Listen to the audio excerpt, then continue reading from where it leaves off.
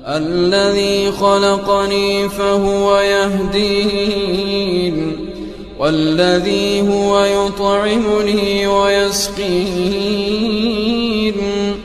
وإذا مرضت فهو يشفين والذي يميتني ثم يحيين. Firman ahasiban nas ayyutraku ayyaqulu amanna wa hum la yuftanun wa laqad fatanna alladhina min qablihim fala ya'lamanna Allahu alladhina sadaqu wa la ya'lamanna al-kadhibin.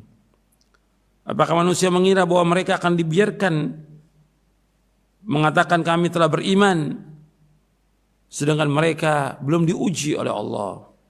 Dan sungguh kami telah menguji orang-orang sebelum mereka, maka Allah pasti mengetahui orang-orang yang benar dan pasti mengetahui orang-orang yang dusta. Jadi ini cobaan, ujian pasti ada, nggak mungkin tidak. Dan Allah juga yang sudah kita bahas lagi dalam surah Al-Baqarah, Allah berfirman, وَلَنَبْلُوَنَّكُمْ بِشَيْءٍ مِنَ الْخَوْفِ وَالْجُوعِ وَنَقْصٍ مِنَ الْأَمْوَالِ وَالْأَنْفُسِ وَالثَّمَرَاتِ وَبَشِّرِ الصَّابِرِينَ.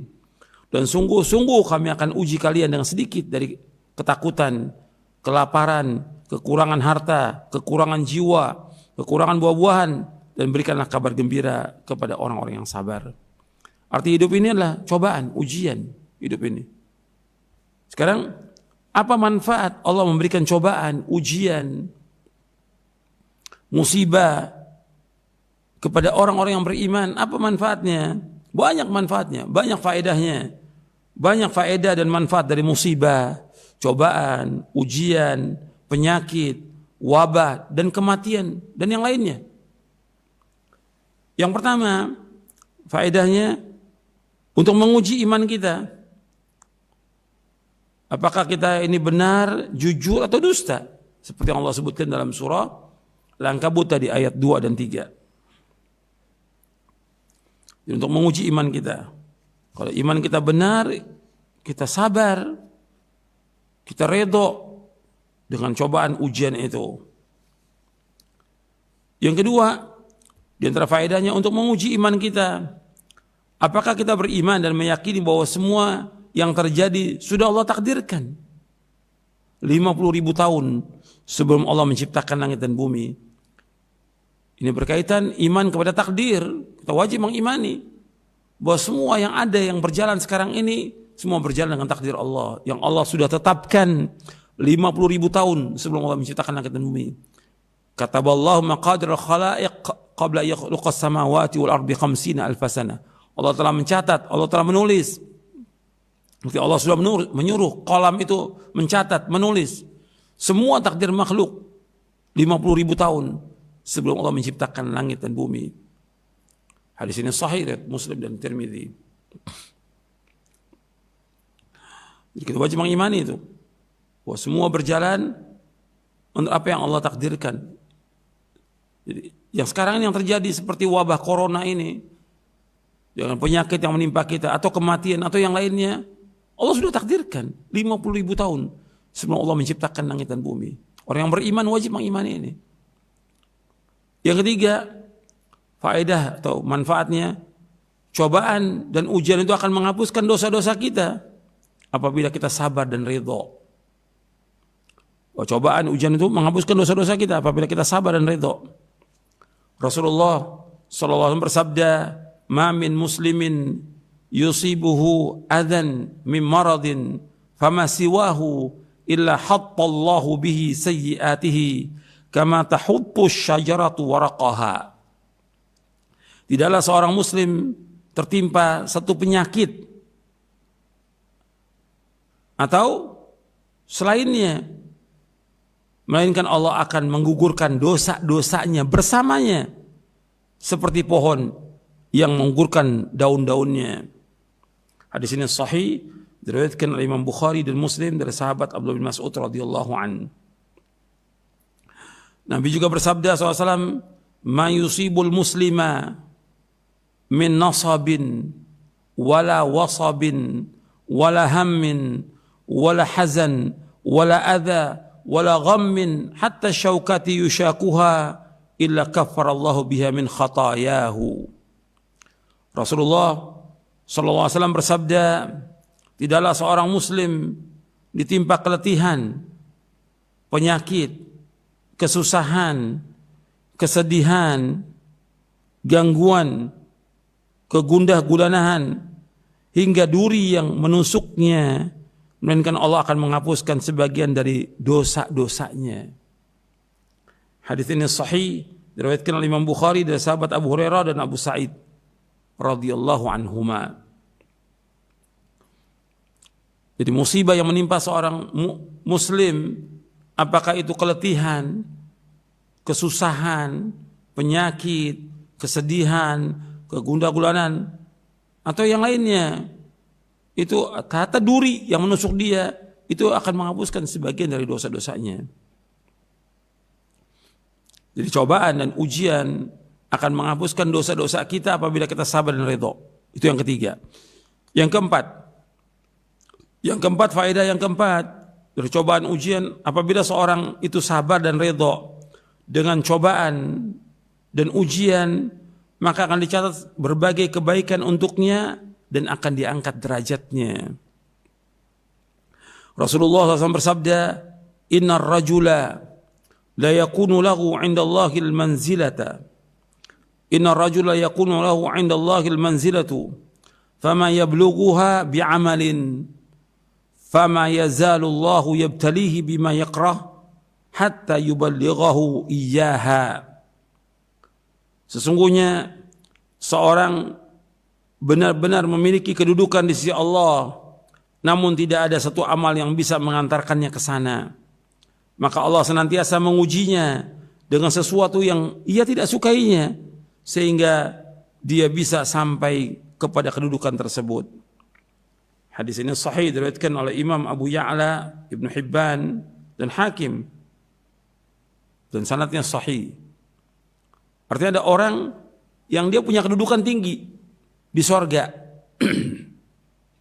cuma amalnya dia sedikit. Kalau dia orang kaya mungkin dia bisa haji, bisa umroh, bisa sedekah, bisa... dia nggak bisa apa-apa. Cuma paling laksanakan sholat 5 waktu berjamaah atau yang lainnya. Masih banyak amal-amal yang lain yang dia belum lakukan karena dia nggak mampu. Makanya Allah uji dia dengan kesulitan, kesusahan, penyakit, yang lainnya. Allah uji. Tujuannya apa? Agar Allah menyampaikan dia ke tempat yang Allah sudah siapkan di sorga. Itu nikmatnya dapat cobaan dan ujian itu. Jadi dia harus sabar, redho dengan cobaan ujian. Meskipun dia tidak menyukainya, tapi dia harus sabar, redho. Jangan berkeluh kesah. Yang kelima, apabila seorang itu sabar dan redho dengan cobaan, ujian, penyakit, kematian, maka Allah akan masukkan dia ke dalam sorga. Seperti kisahnya seorang wanita hitam di zaman Nabi SAW yang dijamin masuk sorga. Sebagaimana disebutkan oleh Atha bin Abi Rabah rahimahullah, ia berkata, Ibnu Abbas radhiyallahu anhu pernah berkata kepadaku, "Maukah aku tunjukkan kepadamu salah seorang wanita penghuni sorga?" Saya menjawab, "Mau." Beliau berkata, "Itu wanita hitam itu penghuni sorga. Ia pernah datang kepada Nabi SAW dan berkata, 'Ya Rasulullah, aku terkena penyakit ayan dan auratku selalu terbuka jika penyakitku kambuh. Maka berdoalah untukku.' Nabi SAW bersabda kepadanya, 'Jika engkau mau, engkau bisa bersabar, dan bagimu adalah sorga. Dan jika engkau mau, aku akan berdoa kepada Allah agar memberikan kesembuhan kepadamu.' Kata wanita tersebut, 'Aku bersabar.' Lalu ia berkata lagi, 'Sungguhnya aku takut auratku terbuka. Maka berdoalah kepada Allah bagiku agar auratku tidak terbuka.' Maka beliau berdoa bagi wanita itu. Hadis ini sahih dari Bukhari dan Muslim. Jadi dia bersabar atas penyakit ayan yang tiba-tiba seperti pingsan, seperti orang gila, tapi dia waras, sehat. Dia sabar. Nabi katakan, kalau kamu sabar, sorga. Cobaan ini penyakit. Dia sabar dengan penyakit itu, sorga. Selama dia sabar dan redha. Kemudian, di antara faedahnya lagi, yang keenam, bahwa ruh dan hati ini bisa mengambil manfaat dari penderitaan, penyakit, musibah, dan dia akan memenuhi panggilan Allah. Kalau orang nggak pernah dikasih sakit, nggak dikasih cobaan, ujian, dia merasa kuat aja, merasa hebat, merasa angkuh, merasa sombong. Tapi dengan cobaan ujian ini, dia akan berusaha bagaimana mendekat kepada Allah. Dia berusaha bagaimana membersihkan hatinya. Ini manfaat dari cobaan. Yang ketujuh, mengembalikan orang kepada Allah. Makanya ketika terjadi cobaan, ujian, musibah, penyakit, dia akan kembali kepada Allah, bertaubat kepada Allah Ta'ala. Karena penyakit, musibah, bencana akan membuka kesadaran bahwa dia ini sangat butuh kepada Allah. Dia butuh pertolongan Allah. Dia butuh kasih sayang Allah. Sehingga dia segera untuk bertaubat. Dan ini banyak terjadi yang seperti ini. Dengan dikasih musibah, cobaan, ujian, dia bertaubat kepada Allah Ta'ala. Yang kedelapan, di antara hikmahnya, akan membuat seorang ingat kepada saudara yang sedang sakit. Ketika terjadi cobaan, ujian, musibah, dia ingat. Bagi seorang mukmin selalu memperhatikan orang-orang yang susah. Orang-orang yang sedang menderita sakit. Dia juga mengalami, karena seorang mukmin dengan mukminannya seperti satu tubuh. Kalau yang satu sakit, yang lain ikut sakit. Dia merasa sedih dan dia akan ingat saudaranya untuk membantu, terbuka hatinya untuk membantu, menolong, bersedekah, berbagi dengan orang-orang yang susah. Ini manfaat. Yang tadinya tidak terbetik di hatinya untuk membantu, tapi begitu kejadian musibah dia melihat sendiri, maka terbuka hatinya. Yang kesembilan, dengan cobaan, ujian, musibah akan membersihkan hati dari kekerasannya. Bapak, hati ini kadang-kadang mengalami kekerasan, kesombongan, keangkuhan, bangga, merasa hebat, merasa kuat. Dengan cobaan, ujian, penyakit, dia baru tahu bahwasanya dia adalah makhluk yang sangat lemah. Bahwa dirinya sangat lemah dan sangat hina. Yang kuat itu hanya Allah Subhanahu wa ta'ala. Ya seperti wabah ini, yang kena bukannya negara berkembang, negara maju, yang mereka merasa kuat, merasa hebat, merasa maju. Allah kasih, nggak bisa untuk mengatasi wabah corona ini. Ribuan, bahkan puluhan ribu yang mati.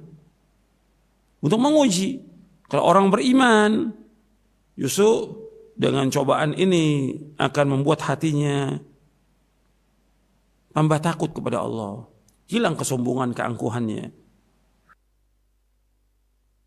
Ikhwatal Islam, kita simak dikumandangkannya azan bagi daerah Jakarta dan sekitarnya. Allahu Akbar, Allahu Akbar, Allahu Akbar, Allahu Akbar. Asyhadu an la ilaha illallah. Asyhadu an la ilaha illallah.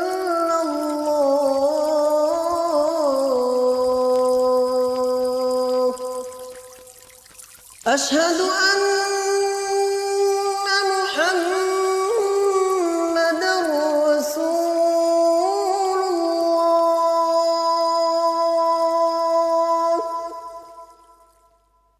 Asyhadu anna محمدا رسول الله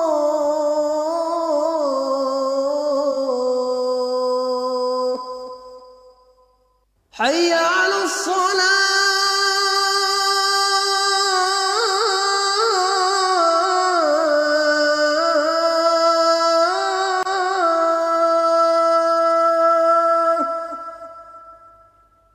حي على الصلاة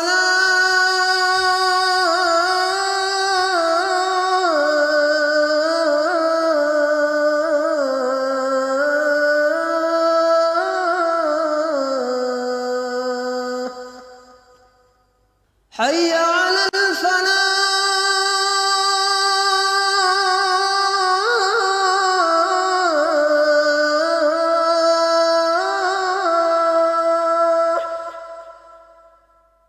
حي على الفلاح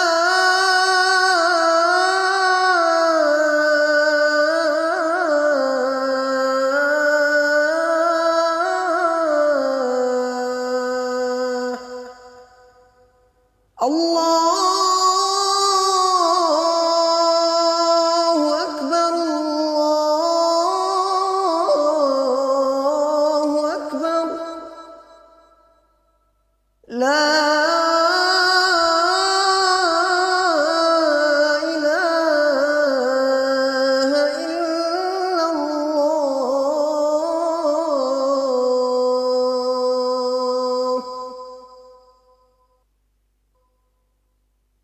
اللهم صل على محمد وعلى آل محمد كما صليت على آل إبراهيم إنك حميد مجيد. اللهم بارك على محمد وعلى آل محمد كما باركت على آل إبراهيم إنك حميد مجيد. اللهم رب هذه الدعوة التامة والصلاة القائمة آت محمدا الوسيلة والفضيلة وابعثه مقاما محمودا الذي وعدته.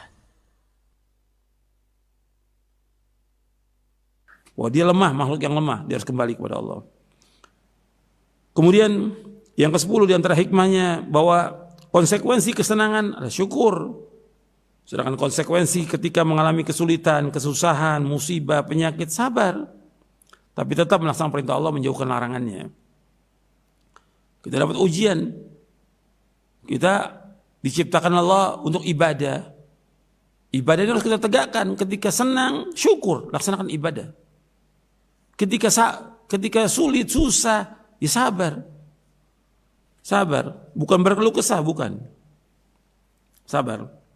Kemudian yang ke-11, cobaan, ujian, musibah, wabah, penyakit, kematian adalah takdir Allah.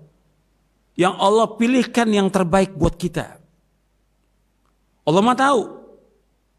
Allah Maha tahu. Kenapa kita dikasih cobaan, ujian seperti ini? Allah Maha tahu. Karena itulah manfaat buat diri kita. Manfaat buat keluarga kita. Manfaat buat masyarakat. Karena Allah Maha adil. Allah Maha bijaksana. Allah Maha alim. Allah Maha bijaksana. Maha mengetahui dan Maha bijaksana. Apa yang menimpa kita itu merupakan keadilan Allah. Kebijaksanaan Allah. Dan juga merupakan kasih sayang Allah. Dan rahmat. Dan Allah akan mencintai kita apabila kita sabar dan ridho. Jadi kita ingat tuh, ketika kita dapat penyakit, kok saya dikasih penyakit? Kok saya dikasih kefakiran dengan ada wabah, saya jadi pengangguran, saya fakir begini. Ini Allah kasih cobaan buat kita. Dan Allah Maha tahu. Tujuannya apa? Supaya kita kembali kepada Allah Ta'ala.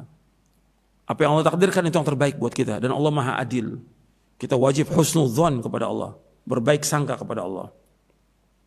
Dan Allah yang memberikan cobaan, ujian kepada kita bukan makhluk, tapi Khalik. Yang Khalik ini Arhamur Rahimin, yang paling sayang kepada seluruh makhluk ini. Allah Maha sayang. Kemudian yang ke-12, bahwa dengan cobaan, ujian ini Ini mesti ada yang sabar, ada yang redho, ada yang berkeluh kesah. Keluh kesah, murka, penyesalan, putus asa atas musibah tidak akan dapat merubah takdir Allah. Jadi kelihatan tuh, dengan cobaan ini kelihatan yang mana yang sabar, yang mana yang gak sabar. Nah yang tidak sabar, yang berkeluh kesah, ini gak akan bisa merubah takdir Allah. Sekarang umpamanya wabah, orang berkeluh kesah dengan wabah ini, gak bisa merubah, tetap ada wabah. Ketika dia sakit, dia berkeluh kesah kepada manusia, cerita tentang penyakitnya, gak akan bisa merubah penyakit itu. Yang bisa merubah hanya Allah Ta'ala. Fa idza maridtu fa huwa yashfin wa idza maridtu fa huwa yashfin. Apabila aku sakit, Allah yang menyembuhkan. Ketika dia fakir, dia cerita pada semua orang, saya susah. Kenapa cerita? Yang membuat dia itu fakir, susah, atau kondisi lapar sekarang ini, Allah yang berikan. Minta kepada Allah, Allah pasti akan kasih. Karena Allah yang berfirman, wa qala rabbukum ud'uni astajib lakum. Berdoalah kepada aku akan kabulkan doa kalian. Kenapa cerita pada manusia? Kenapa di SMS, WA kepada orang saya sedang susah? Gak boleh. Adukan semua persoalan kita kepada Allah. Di sini ujian ini. Allah akan lihat siapa yang sabar, siapa yang tidak, siapa yang berkeluh kesah. Kemudian yang ke-13, musibah, cobaan, ujian, wabah, penyakit tidak lama. Itu ingat itu. Cobaan, ujian, wabah, penyakit enggak lama. Wabah ini enggak lama. Enggak ada wabah itu sampai bertahun-tahun. Seperti zaman dulu ada tahun sebentar. Biasanya terjadi pada musim dingin, musim semi. Ketika mulai datang musim panas, hilang. Itu artinya yang sudah berulang-ulang terjadi, ratusan tahun seperti itu. Seperti yang disebutkan oleh Al-Hafidh Ibnu Hajar Asqalani dalam kitabnya Badlul Ma'un fi Fadli Ta'un. Dia jelaskan. Enggak lama. Dan juga enggak tiap tahun adanya. Kadang-kadang 10 tahun, 20 tahun, 30 tahun baru ada lagi. Seperti ini wabah. Enggak lama. Kita jangan putus asa. Insya Allah sebentar lagi wabah ini akan hilang. Yang sakit juga akan sembuh. Setiap kesulitan pasti ada kemudahan. Setiap kesempitan pasti ada kelapangan. Dan Allah akan ganti dengan yang lebih baik dari berbagai macam kenikmatan dan kebaikan untuk kita semuanya. Sabar. Ini cobaan. Allah sedang coba kita, uji kita. Benar nggak iman kita? Kemudian sabar, ridho, merupakan akhlak dan perangai yang mulia bagi orang beriman. Ini akhlak yang mulia. Kita sedang dicoba ini. Benar nggak kita sabar sebagai hamba Allah? Cobaan, kesusahan, kesulitan, di PHK, kelaparan, kesedihan, sakit. Ini Allah sedang coba kita. Jangan keluhkan cobaan itu kepada manusia. Keluhkan kepada Allah Ta'ala. Karena Allah yang memberikan cobaan ini. Adukan semuanya. Dan ini akhlak seorang mukmin. Akhlaknya kalau dia sabar, ini akhlak yang mulia. Antum lihat para anbiya wa rusul tidak mengeluh. Nabi Ayub 18 tahun sakit, 18 tahun. Anaknya semua meninggal. Hartanya semuanya habis. Tapi sabar. Kesabarannya Ayub alaihi salatu wassalam, Allah ganti dengan yang lebih baik. Itu harus kita ingat tuh. Sabar ini akhlak yang mulia. Semua nabi, semua rasul itu sabar. Kita belum sebanding dengan cobaannya Nabi Muhammad SAW. 3 tahun diboikot, 3 tahun di Mekah diboikot. Bayangin, gak bisa jual beli, gak bisa makan daun. Sabar. Ini kita baru beberapa hari, berapa pekan aja sudah sebulan 2 bulan sudah ngeluh pada manusia. Yang ke-15, Allah Azza wa Jalla dan Rasulnya SAW memerintahkan kita untuk sabar. Dan Allah mencintai orang yang sabar. Dan Allah bersama orang-orang yang sabar. Innallaha ma'as sabirin. Allah bersama. Kalau dikatakan bahwa Allah bersama orang sabar, berarti Allah melihat kita, mengetahui kita, menolong kita, membantu kita. Itu harus ingat itu. Kemudian yang ke-16, bahwa orang yang sabar itu mendapatkan ganjaran tanpa hisab. Dalam surah Az-Zumar ayat 10, innama yuwaffas sabiruna ajrahum bighairi hisab. Orang-orang yang sabar itu akan disempurnakan pahalanya tanpa batas. Surah Az-Zumar ayat 10. Yang ke-17, bahwa di antara faedah dan manfaat adanya cobaan, ujian, musibah, penyakit dan yang lainnya, seorang hamba itu akan terus meminta kepada Allah. Kalau dia orang yang sabar, maka dia akan terus minta kepada Allah, dia akan berdoa kepada Allah supaya penyakitnya disembuhkan, supaya diangkat penyakitnya, supaya juga wabah ini diangkat. Terus berdoa kepada Allah, karena yang bisa menghilangkan kesulitan hanya Allah. Wa iyamsaskallahu bidurrin fala kashifa lahu illahu. Apabila kalian mendapatkan cobaan, ujian, kesulitan, kesusahan, enggak ada yang bisa menghilangkan kecuali Allah. Dalam surah Yunus ayat 107. Yang ke-18, tujuan hidup seorang mukmin sorga. Perhatikan, tujuan hidup seorang mukmin sorga. Dan sorga merupakan puncak cita-cita yang tertinggi bagi seorang mukmin. Ingat tuh, sorga merupakan puncak cita-cita yang tertinggi bagi seorang mukmin. Untuk bisa mencapai cita-cita itu harus diuji, supaya dengan cobaan dan ujian itu kita lulus dan masuk sorga. Allah berfirman dalam surah Al-Baqarah di ayat 214. Allah berfirman dalam Al-Baqarah ayat 214. Am hasibtum an tadkhulul jannata walamma ya'tikum mathalul ladzina khalau min qablikum massathumul ba'sa wadh-dharra wa zulzilu hatta yaqula ar-rasul wal ladzina amanu ma'ahu mata nasrullah ala inna nasrallahi qarib. Apakah kalian mengira bahwa kalian akan masuk surga padahal kalian belum datang kepada kalian cobaan, ujian seperti yang dialami oleh orang-orang terdahulu sebelum kalian.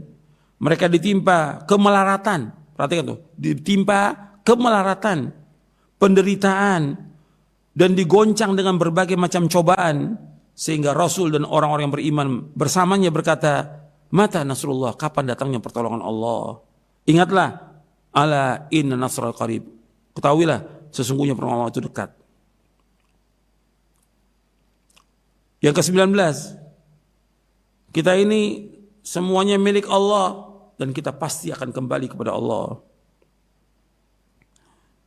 Kita akan kembali kepada Allah. Allah menguji kita supaya kita memahami apa yang harus kita lakukan dari amal-amal soleh. Kita senang, kita susah, kita sulit, tetap istiqomah melaksanakan ketaatan kepada Allah. Karena kita hamba Allah.